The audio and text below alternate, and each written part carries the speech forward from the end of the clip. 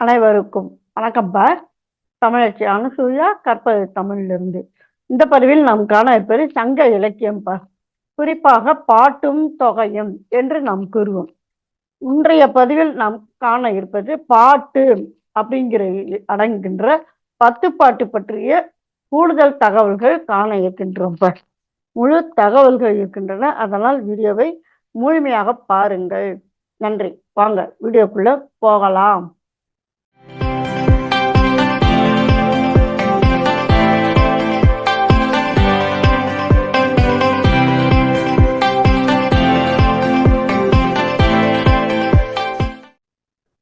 பத்துப்பாட்டு அதில் அடங்கியிருக்கின்ற 10 நூல்கள் முதல்ல என்னன்னா திருமுருகாற்றுப்படை, அதன் வேறு பெயர் புலவர் ஆற்றுப்படை, முருகு என்றும் கூறுவார்கள். பொருணர் ஆற்றுப்படை, சிறுபான் ஆற்றுப்படை, பெரும்பான் ஆற்றுப்படை, முல்லைப்பாட்டு, மதுரை காஞ்சி, நெடுநல் வாடை, குறிஞ்சிப்பாட்டு, பட்டினப்பாலை, மலைபடு கடா. இந்த மலைபடு கடாத்தை கூத்தர் ஆற்றுப்படை என்றும் கூறுவார்கள். சரிங்களா? இப்ப இதனுடைய குறிப்புகள் என்னென்ன முக்கியமான குறிப்பு? இவை 10 முதல் 4ம் முடிவும் ஆற்றுப்படை நூல்கள். சரிங்களா? இப்ப இதில் இருக்கின்ற முதல் 4 திருமுருக ஆற்றுப்படை, பொருணர் ஆற்றுப்படை, சிறுபான் ஆற்றுப்படை, பெரும்பான் ஆற்றுப்படை, அதே சமயத்துல அடுத்ததாக மலைபடுக்கலாம். இவை 5ம் ஆற்றுப்படை நூல்கள். அவற்றுள் 3ம் 4ம் இருவகை பாணர் பற்றியன. இந்த 3ம் 4ம் அப்ப இது சிறுபான், இது பெரும்பான். அப்ப சிறிய வகையிலான பான் வைத்திருப்பவர்கள், பெரிய வகையிலான பான் வைத்திருப்பவர்கள். சரிங்களா? அடுத்து எனவே 10 பாட்டுள் செம்பாதி ஆற்றுப்படைகள். ஏன் செம்பாதி? மொத்த 10 நூல்கள், அதில் இந்த 4 கூட்டல் 1 ஆக மொத்தம் இந்த 5 நூல்கள் ஆற்றுப்படை நூல்களாக இருக்கின்றன. அதனால் செம்பாதி ஆற்றுப்படைகள். அடுத்து இத்தொகை நூலின் முதலும் முடிவும் ஆற்றுப்படைகள். முதல் நூல் என்ன? திருமுருக ஆற்றுப்படை. கடைசி நூல் மலைபடுக்கலாம், அதாவது கூத்தர் ஆற்றுப்படை. சரிங்களா? அவற்றுள் முதலாவது புலவர் ஆற்றுப்படை, அதாவது திருமுருக ஆற்றுப்படை. முடிவானது என்ன? மலைபடு கடாம், அதாவது கூத்தர் ஆற்றுப்படை. இவ்வாறு பெயர் பெற்றிருப்பது போற்றத்தக்கது. சரிங்களா? அடுத்து 10 பாட்டில் 5வது முல்லை நிலம், 6வது மருத நிலம், 7வது பாலை, 8, 10 ஆகியன குறிஞ்சி, 9 நெய்தல், அதாவது 9 நெய்தல் நிலமும் பாலை ஒழுக்கமுமாம். எனவே 10 பாட்டுள் 5 திணையும் அமைந்திருக்கின்றன. அம்மா எப்படி அம்மா? இப்ப பாருங்களேன். 10 பாட்டுல 5வது முல்லை நிலம்ன்றாரு. 5வது பாருங்க முல்லை பாட்டு இல்லைங்களா? அடுத்து 6வது மருத நிலம். எனவே அது மதுரை காஞ்சி. மதுரைனாலே மருதை தான், எனவே மருத நிலம். அடுத்து 7வது பாலை ஒழுக்கம், நெடுநல் வாடை. பாலை என்றால் என்ன? பிரிதலும் பிரிதல் நிமித்தமும், தலைவன் தலைவி பிரிந்து இருக்கின்றார்கள். எனவே பாலை ஒழுக்கம், அதை நல்லா பார்த்துக்கணும். இங்க எல்லாமே நிலம், இது ஒழுக்கம் இங்கே கூறப்படுவது. அடுத்து 8ம் 10ம் குறிஞ்சி நிலம். 8ம் 10ம், 8வதும் 10வதும் பார்த்தோம்னாக்கும் குறிஞ்சி என்பது மலையும் மலை சார்ந்த இடமும், மலைகள் படுகடாம், அது நூலின் பெயரிலே அமைந்திருக்கிறது. ஆக இந்த 8ம் 10ம் குறிஞ்சி நிலம். அடுத்து 9 நெய்தல் நிலம். ஒழுக்கம் பாலை ஒழுக்கம். 9வது பட்டினப்பாலை. இது பார்த்தீங்கன்னாக்கும் அது நெய்தல் நிலம். அதாவது பட்டினம் அப்படின்னா கடற்கரை ஒட்டிய நகரம். எனவே நெய்தல் நிலமாக அமைந்திருக்கின்றது.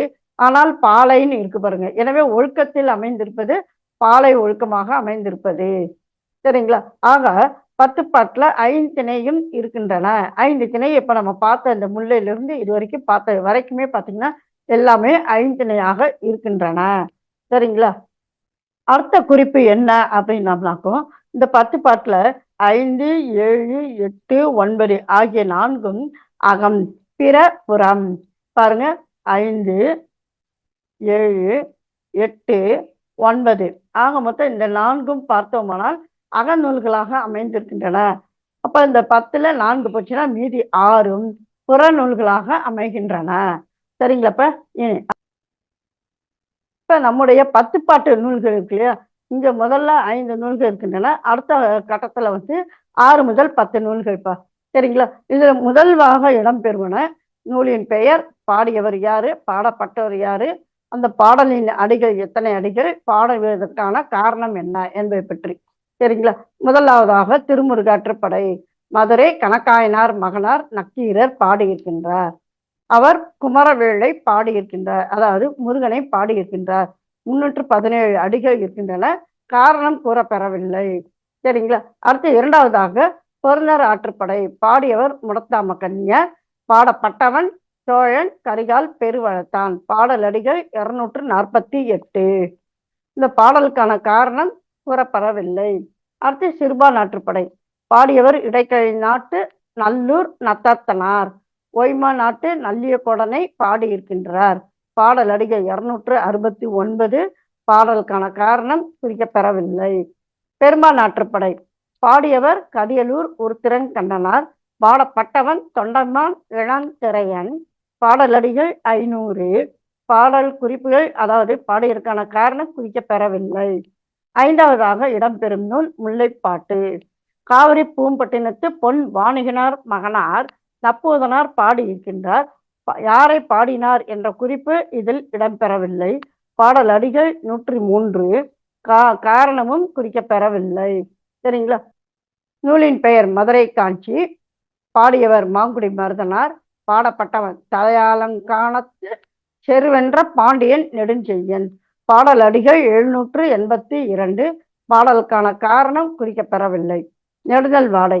மதுரை கணக்காயனார் மகனார் நக்கீரர் பாடியிருக்கின்றார். தலையாலங்கானத்து செருவென்ற பாண்டியன் நெடுஞ்செழியனை. பாடல் அடிகள் 187. காரணம் குறிக்கப்பெறவில்லை. குறிஞ்சிப்பாட்டு 8வது நூல். பாடியவர் கபிலர்.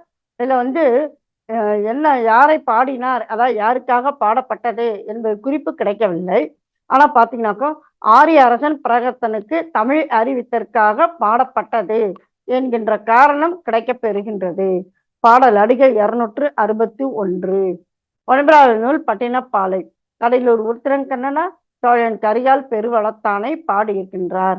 பாடல் அடிகள் 301. இறுதியான நூல் மலைபடு கடாம். ரணியம் முட்டத்து பெருங்குன்றூர் பெருங்கௌஷனார் பாடியிருக்கின்றார். பல்குன்ற கொட்டத்து செங்கன் மாத்துவேல் நன்னஞ்செய் நன்னனை பாடியிருக்கின்றார். பாடல் அடிகள் 583. பட்டினப்பாலை மலைபடுகடாம் ஆகிய நூல்களுக்கான காரணம் கிடைக்கப்பெறவில்லை. 10 பாட்டில் முதல் பாட்டாக இருப்பது திருமுருகாற்றுப்படை. தொகை நூல்களில் வேறு எந்த தெய்வத்திற்கும் இவ்வளவு நீண்ட பாடல் இல்லை. இது ஒரு யூஜிசி தேர்வுல வினா கேட்டு இருந்தார்கள்ப்பா. அதனால் நன்றாக பார்த்து கொள்ளுங்கள் இந்த குறிப்பை. சரிங்களா? அடுத்ததாக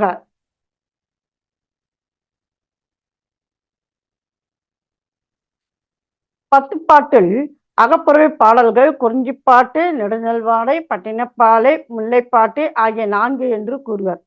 நெடுநல்வாடை அகப்பாட்டு அன்று என்பது நச்சினார்க்கினியருடைய கருத்து. பட்டினப்பாலை பாட்டுடை தலைவனை பெற்றிருந்தாலும் அகப்பாட்டு அருமை உடையது, அதாவது அகப்பாட்டுக்குரிய அந்த பெருமையினை அது உடையது. இந்த 4 அகப்பாட்டுகளுக்குள்ளும் குறிஞ்சிப்பாட்டே முழுவதும் அகப்பொருள் செய்தி கொண்டது. பாடப்பட்ட காரணத்தாலும் தனி சிறப்பு உடையது. சரிங்களா? 4 நூல்கள் அகநூல்கள்னு சொல்லி சொல்றோம். ஆனா முழுவதுமான அகநூல் எது அப்படின்னாக்கும் குறிஞ்சிப்பாட்டு அப்படிங்கிறாரு. சரிங்களா? ஏனையவை புறப்பொருள் செய்தி புகழ்வன. புகழ்வன கூறுவன, அதாவது அந்த 6 நூல்கள். எனவே 10 பாட்டில் புறப்பொருள் பாடல்களும் அடிகளுமே அதிகம். சரிங்களா? அப்ப புறப்பொருள் பாடிய நூல்கள் இருக்கின்றன, அவற்றுக்கான அடிகளும் அதிகமாக காணப்படுகின்றன. பாட்டுடை தலைவன் இல்லா அகப்பாடல்கள் முல்லைப்பாட்டும் குறிஞ்சிப்பாட்டும். காரணம் அவை அகப்பொருள் பற்றிய பாடல்கள். நெடுநல் வாடை என்னும் பாட்டு பாண்டியனை பாடுவதாக நச்சினார்க்கினியர் கருதுகின்றார். சரிங்களா? ஆக இந்த இரு பாடல்களே 10 பாட்டுள் பாட்டு என முடிவதும் கருதத்தக்கது. அதாவது குறிஞ்சி பாட்டு, முல்லை பாட்டு அப்படின்னு சொல்லி பாடுறோம். பாட்டுன்னு முடியுது இல்லையா, அதையும் நாம் கருதுதல் வேண்டும் அப்படிங்கிறார். குறிஞ்சி பாட்டு ஒன்றுக்கு மட்டுமே தமிழ் அறிவித்தற்கான என்று காரணம் கூறப்படுகின்றது. மீதி 9 நூல்களுக்கும் நூல் பாடியமைக்கான காரணம் குறிக்கப்பெறவில்லை. இல்லைங்களா? இப்ப நம்ம பார்த்தோம் இல்லையா, அதுதான். அடி எண்ணிக்கைப்படி பார்த்தோம்னாக்கும் ஏறுமுகமாக அமைந்திருக்கின்ற நூல்கள். ஏறுமுகம்னாக்கும் குறைந்த அடியிலிருந்து அதிக அடி வரை உடையது. எனவே முல்லைப்பாட்டு 103 அடிகளை உடையது. பாடியவர் நப்பூதனார். அதற்கடுத்து அதிக அடிகளை உடையது நெடுநல் வாடை 187 அடிகள் நக்கீரனார் பாடியிருக்கின்றார். அடுத்தது பார்த்தீங்கன்னாக்கும் பொருணர் ஆற்றுப்படை அதிக அடிகளை உடையது 248 அடிகள் முடத்தாம கன்னியார் பாடியது. அடுத்ததாக குறிஞ்சிப்பாட்டு 261 அடிகளை உடையது கபிலர் பாடிய நூல். அடுத்து சிறுபான் ஆற்றுப்படை 269 அடிகளை உடையது நல்லூர் நத்தத்தனார் பாடியது. சரிங்களா? இதுக்கு அடுத்து பார்த்தோம்னா இன்னும் 301 அடிகளை உடையது பட்டினப்பாலை உருத்திரங்கண்ணனார் பாடியது. 317 அடிகள் திருமுருகாற்றுப்படை பாடியவர் நக்கீரர். அடுத்ததாக பெரும்பான் ஆற்றுப்படை 500 அடிகளை உடையது உருத்திரங்கண்ணனார் பாடியிருக்கின்றார். அடுத்து 583 அடிகளை உடைய மலைபடி கடாம் என்பது அடுத்த அடிகளை கொண்டு காணப்படுகின்றது. அது பெருங்கௌசிகனார் பாடியது. இறுதியாக மிகுதியான அடிகளை கொண்ட நூல் மதுரை காஞ்சி 782 அடிகளை உடையது மாங்குடி மருதனார் பாடியிருக்கின்றார். இதுல நன்றாக கவனிக்க வேண்டும். அதாவது 3 விதமான வினாக்கள் அமைந்திருக்கின்றன இதுவரையிலும் தேர்வுல. அம்மா எப்படி அம்மா? அதாவது அடி எண்ணிக்கை குறைவான நூல் 10 பாட்டு நூல்கள்ல எந்த நூல் என்கின்ற வினா. அடுத்து அதே போன்று 10 பாட்டுல மிக அதிகமான அடிகளை கொண்ட நூல் எது என்கின்ற வினாவும் இடம்பெற்றிருக்கின்றது. சரிங்களா? இது ஒரு வகை. அடுத்து 2வது வகை அப்படின்னு சொல்லி பார்த்தோம்னாக்கும், அதாவது இந்த அடிகள் குறைவானது ஏறுமுகமாக சொல்றோம் இல்லையா? இந்த மாதிரி 4 நூல்களை கொடுத்து இவற்றை ஏறுமுக வரிசையில் அமைக்கவும் என்றும் வினா அமைந்திருக்கின்ற. அப்ப இந்த முல்லைப்பாட்டு வரும், அடுத்து குறிஞ்சிப்பாட்டு வரும், அதுக்கடுத்ததாக பெரும்பான் ஆற்றுப்படை, அதுக்கடுத்ததாக பட்டினப்பாலை வரும். அப்ப இந்த அடி எண்ணிக்கை நம்ம நினைவில் வைத்திருந்தோமானால் ஏறுமுகம் என்னும் பொழுது குறைவான அடிகளை உடைய நூலை முதலில் தெரிவு செய்தல் வேண்டும். அடுத்து அதிகமான அடிகளை உடைய நூலை தெரிவு செய்தல் வேண்டும். அந்த மாதிரி அப்படி வரிசைப்படுத்துக என்கின்ற அடிப்படையிலும் அமைந்திருக்கின்ற. சரிங்களா? அதனால இந்த 5வது கருத்தை நன்றாக பார்த்து கொள்ளுங்கள். 6வது கருத்து 10 பாட்டுள் மாங்குடி மருதனார் மதுரை காஞ்சியே மிகுந்த அடிகளை உடையது. கடையில் ஒரு உருத்திரங்கண்ணனார் பாடிய பெரும்பான் ஆற்றுப்படை 500, பட்டினப்பாலை 301 ஆகிய 2 நூல்களின் அடிகளை ஒன்றாக கூட்டினாலும் அவை மதுரை காஞ்சியை விட 19 அடிகளே மிகுதி பெற்றிருக்கின்றன. இந்த 500ஐயும் 301ஐயும் கூட்டினோன்னு வைத்துக் கொள்ளுங்களேன், 801 அடிகள். ஆனா பாருங்க, இது அதிகம். அப்ப 2 நூல்களை கூட்டினாலும் மதுரை காஞ்சியை விட அதிகமா 19 அடிகள் தான் பெற்றிருக்கின்றன என்று கூறுகின்றார். சரிங்களா? 10 பாடல்களின் இறுதியிலும் உள்ள நூற்குறிப்புகளில் முல்லைப்பாட்டு குறிஞ்சிப்பாட்டு நீங்களாக மற்ற 8லும் இவர் பாடியது என்று நாம் காண முடிகின்றது. இப்ப நம்ம பார்த்தோம் இல்லையா? அதே போன்று 10 பாட்டில் திருமுருகாற்றுப்படையையும் நெடுநல்வாடையையும் நக்கீரர் பாடியிருக்கின்றார். அதே போல கடையிலூர் உருத்திரங்கண்ணனார் பெரும்பான் ஆற்றுப்படையும் பட்டினப்பாலையும் பாடியிருக்கின்றார். அப்போ ஒரு புலவரே 2 நூல்களை பாடியிருக்கின்றது. இந்த ஒரு புலவரே 2 நூல்களையும் பாடியிருக்கின்றார். இதுவும் பார்த்தீங்கன்னா வினாவில் இடம்பெற்றிருக்கின்றது. யூஜிசி வினாத்தாள்கள் நீங்க பார்த்தீங்கன்னா உங்களுக்கே தெரியும்ப்பா இந்த மாதிரியான வினாக்கள் இடம்பெற்றிருப்பது. அப்போ இந்த யூஜிசியினுடைய original question paper and answers அப்படிங்கிற பதிவு நம்முடைய வலைவழி பக்கத்தில் இருக்கின்றப்ப அதன் இணைப்பை திறன் இணைக்கின்றேன், இணைத்து படியுங்கள். அப்ப பார்த்தீங்கன்னா உங்களுக்கே தெரியும் அந்த வினாத்தாளை பார்க்கும் பொழுது. சரிங்களா? அதே போன்று 10 பாட்டில் பாடியோர் மொத்தம் 8 பேர். எப்படி இதான் சொல்லிட்டோம்ல, இவர் ஒரு நூல் கூடுதலா பாடியிருக்கார், இவர் ஒரு நூல். எனவே பாடியவர்கள் என்ன? இதுவும் வினாவில் இடம்பெற்றிருக்கின்றது. நக்கீரை 2 நூல், முடத்தாம கன்னியார், நல்லூர் நத்தத்தனார், கடையிலூர் உருத்திரங்கண்ணனார் 2 நூல்கள். அடுத்து நப்பூதனார், மாங்குடி மருதனார், கபிலர், பெருங்குன்று, பெருங்கோச்சினார். ஆக 10 பாட்டு அப்படின்னு 10 நூல்கள் என்று கூறினாலும் பாடியவர்கள் 8 பேர் தான் இல்லைங்களா? ஒருத்தரே 2 நூல்கள் பாடியிருக்கின்றார், இன்னொருவரும் அதே மாதிரி 2 நூல்கள் பாடியிருக்கிறார். அப்போ மொத்தம் பாடியவர்கள் மொத்தம் 8 பேர் தான். சரிங்களா? அதே மாதிரி 10 பாட்டில் பாடப்பட்டோர் 6வர். குமாரவேல், அதாவது முதலாவதாக அமைந்திருக்கின்ற முருகன், அடுத்து சோழன் கரிகால் பெருவளத்தான், ஒய்மான் நாட்டு நல்லியக்குடன், தொண்டைமான் இளந்திரையன், தலையாலங்கானத்து செருவென்ற பாண்டியன் நெடுஞ்செழியன், செங்கன் மாத்துவேல் நன்னன் சேய் நன்னன். சரிங்களா? இதுல முக்கியமான குறிப்பு இந்த குறிப்பு. இத பார்த்துக்கோங்க. ஒருத்தர் வந்து பாண்டியர் இல்லைங்களா? தெருவென்ற பாண்டியன் நெடுஞ்செழியன். ஒருவன் வந்து சோழன். சோழன் கரிகால் பெருவளத்தான். மூவர் வந்து குறுநில வேந்தர். அதாவது நல்லியக்கோடன், தொண்டைமான் இளந்திரையன், நன்னஞ்செய் நன்னர். இவங்க 3 பேரும் குறுநில வேந்தர். அப்ப சேரர்கள் ஒருவரும் இல்லை. இதுவும் பார்த்தீங்கன்னா வினாவாக அமைந்திருக்கின்றது. பத்துப்பாட்டுல சேர மன்னன் மீது அமைய பெற்ற நூல் அப்படின்னு சொல்லி தெரிவுரைகள் 4 கொடுக்கின்றார்கள்.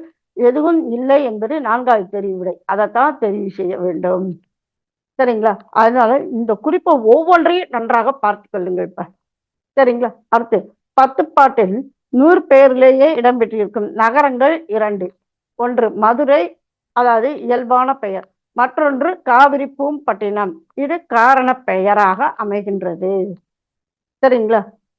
அந்த 1லிருந்து 11 வரைக்கும் நம்ம சொன்ன அந்த குறிப்புகளை எல்லாம் மீண்டும் மீண்டும் ஒரு முறை பார்த்து கொள்ளுங்கப்பா. தனியாக ஒரு நோட்லேயே குறிப்பெடுத்துக் கொள்ளுங்கள். சரிங்களா? இனி அடுத்ததாக பத்துப்பாட்டு பற்றிய பாடல்கள். அவங்க வந்து 8 தொகை இருக்கின்றது. இதில் நம்ம பத்துப்பாட்டு பற்றி மட்டும்தான் பார்த்து வருகின்றோம். எனவே பத்துப்பாட்டு பற்றிய பாடல் 1. முருகு பொருநாறு பானிரண்டு முல்லை பெருகு வள மதுரை காஞ்சி மறுவினிய கோல நெடு நல் வாடை கோல் குறிஞ்சி பட்டினப்பாலை கடாத்தொடும் 10. இதையும் நன்றாக பார்த்துக்கொள்ளும். வரிசைப்படுத்திகள்ல வரலாம். ஏதேனும் ஒரு சொல் இடைச்சொல் விடுபட்டிருக்கும், அதை நிரப்ப சொல்லியும் வரலாம். சரிங்களா? ஆக 2 விதமான வினாக்கள் அமைவது உண்டு. இது பெரும்பாலும் நாம் அறிந்த பாடல்கள் தான். இப்போ இந்த 10 பாட்டு என்னென்ன நூல்கள்ன்றதை இங்க நம்ம பார்த்தோம். அதுல பாடப்பட்டவருக்கான ஒரு பாடல் இருக்கு. எப்படி? முருகாறு செவ்வேள், பொருநாறு, பாலை கரிகால். அதாவது பொருநர் ஆற்றுப்படையும் பட்டினப்பாளையும் கரிகால் வளத்தான் மீது பாடப்பட்டது. நெடுஞ்செழியன் காஞ்சி இல்லைங்க, மதுரை காஞ்சி வந்து நெடுஞ்செழியன் மீது பாடப்பட்டது. இருபானும் நல்லிய கோடன். இருபான்னா சிறுபான் ஆற்றுப்படை, பெரும்பான் ஆற்றுப்படை. கோடன் பெரும்பான் ஆற்றுப்படை இளந்திரையன் மீது. சரிங்களா? அடுத்து நன்னன் கடாம். மலைபடு கடாம் வந்து நன்னன் மீது பாடப்பட்டது. கல்வி தலைவர் கருது. சரிங்களா? இந்த பாடல் நன்றாக படித்துக் கொள்ளுங்க இப்ப. சரிங்களா? முறை சொல்றேன்பா. முருகாறு செவ்வேள், பொருநாறு, பாலை கரிகால். சரிங்களா? நெடுஞ்செழியன் காஞ்சி, இருபானும் நல்லியக்கோடன் இளந்திரையன், நன்னன் கடாம். சரிங்களா? கல்வி தலைவர் கருது. இப்ப அடுத்தது பாத்தீங்கன்னாக்கோ 10 பாட்டும் பாடினோரும். எந்த நூலை யார் பாடினாங்க? இவங்க பாடப்பட்டவர்கள் பார்த்தோம். இப்ப பாடியவர்கள் யார்? பாத்தீங்கன்னாக்கோ முருகு நல்வாடை கீரன், அதாவது நக்கீரன். முடத்தாம கன்னி பொருள் மருவு பான். சரிங்களா? அடுத்து பாலை உருத்திரங்கண்ணன். ஆக இந்த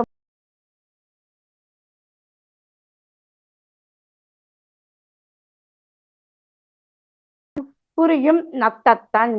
அப்ப சிறுபான் ஆற்றுப்படையை பாடியவர் நத்தத்தனார், நல்லூர் நத்தத்தனார். அடுத்து மருதம் நன் காஞ்சி. மருதனார் பாடியது மாங்குடி மருதனார், அது காஞ்சி. அடுத்து நப்பூதன் முல்லை. நப்பூதனார் பாடியது முல்லை பாட்டு. வறுமின் கபிலன் குறிஞ்சி. குறிஞ்சி பாட்டு பாடியவர் கபிலர். அடுத்து மலைபடுக்கடாம் கௌசிகனே. சரிங்களா? ஆக பாடியவர் அப்படிங்கிறது. இப்ப இதுல பாத்தீங்கன்னாக்கும் நூல்கள் என்னன்னா பாடப்பட்டவர் யார், பாடியவர்கள் யார் என்பதற்கான அழகான பாடல் இருக்கின்றதுப்பா. சரிங்களா? இவற்றையும் நன்றாக மனதில் பதிய வைத்துக் கொள்ளுங்கள். இதுவரைக்கும் பார்த்தோமானால் சங்க இலக்கியம் என்கின்ற அடிப்படையில் பாட்டும் அப்படிங்கிறத குறிப்பாக இந்த 10 பாட்டு பற்றிய கருத்துக்களை நாம் பார்த்தோம்ப்பா. அதாவது நூல்கள் என்னென்ன இருக்குன்னா பாடியவர் யார், பாடப்பட்டவர்கள் யார், பாடல் அடிகள் என்ன, 10 பாட்டினுடைய சிறப்பு செய்திகள் என்னென்ன, அந்த நூல்கள் பற்றிய சிறப்பு செய்திகள் என்னென்ன என்பது பற்றி இந்த பதிவில் நாம் பார்த்தோம்ப்பா. இதனுடன் தொடர்புடைய பதிவுகளை இணைக்கின்றேன்ப்பா. அவற்றையும் இணைத்து படியுங்கள். சரிங்களா? உங்கள் கருத்துக்களை மறவாமல் கருத்து பெட்டியில் குறிப்பிடுங்கள். மீண்டும் ஒரு புதிய பதிவில் சந்திப்போம். நன்றி, வணக்கம்.